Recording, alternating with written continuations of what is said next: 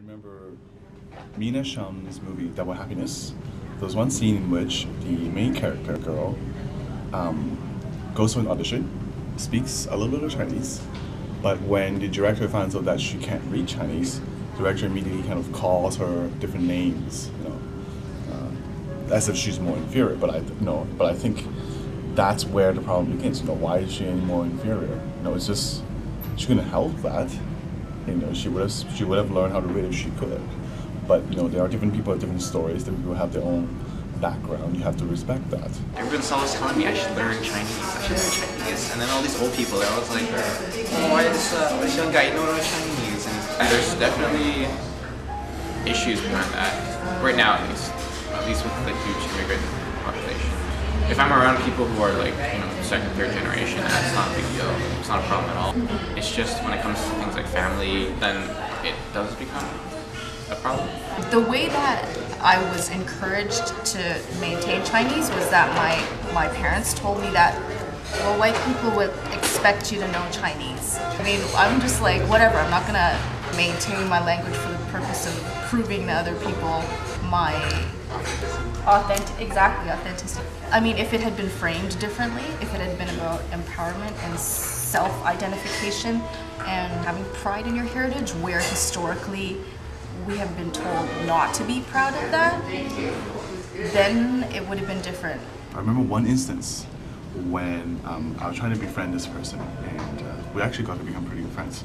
And so I started to speak Chinese, but then found out that she actually doesn't speak Chinese. So there was a strange moment. It was like, oh.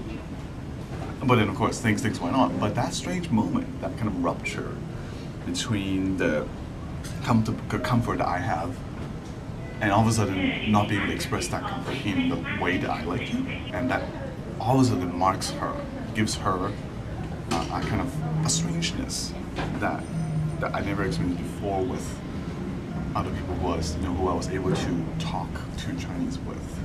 The language itself becomes a marker of that difference. Now that I think about it, to me it's a little bit normal that I can't really communicate with my grandmother or my family or whatever, but I mean, when I step back out of my own experience, it's not weird because the disconnect has happened to many people, but I mean that it shouldn't be normal.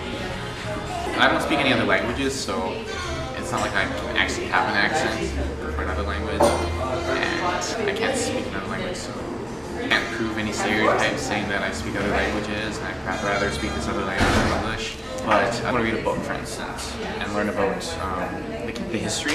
There's certain things that can't be translated, right, because of language differences.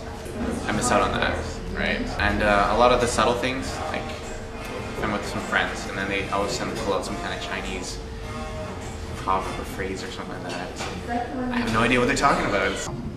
I find that when I come to my closer friends, I just can't help it but start to speak Chinese with them. Maybe it's a subconscious thing, but you somehow gravitate towards people who look the same as you are. So there's a sort of a hidden community that way. I mean, obviously I'm not like discriminating people, of course not. I mean, something about that kind of need to find yourself to belong to a certain group that you can identify with.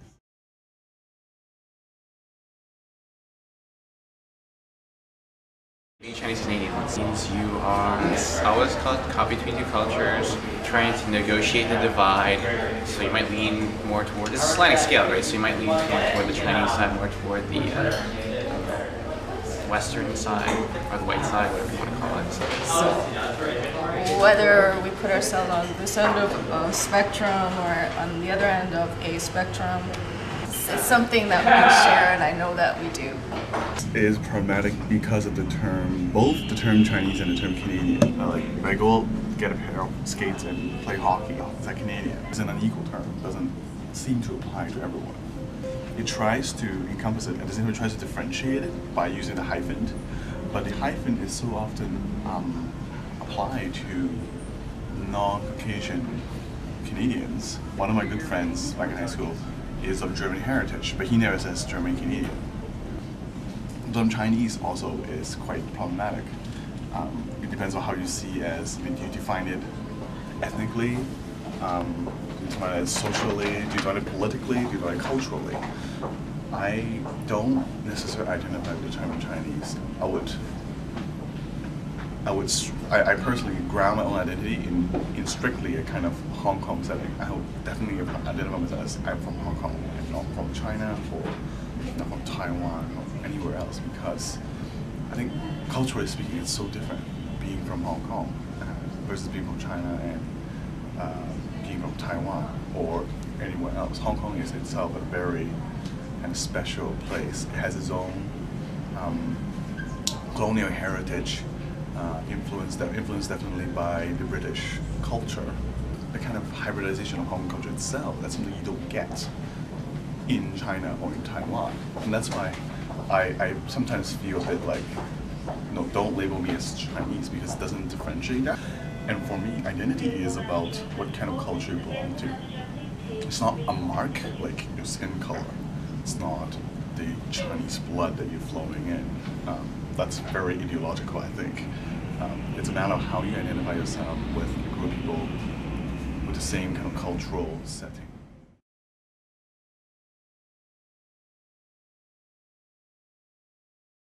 Yes, always. I always have to prove myself.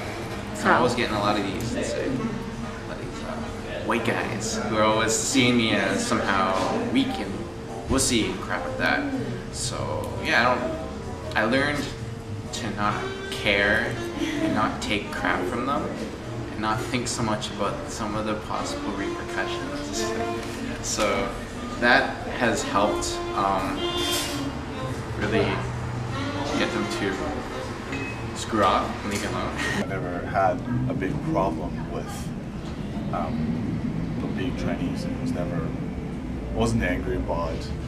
Never really came to me as a question. It was very transparent. And of course there's certain reasons to explain that. One, I was never discriminated being in Richmond.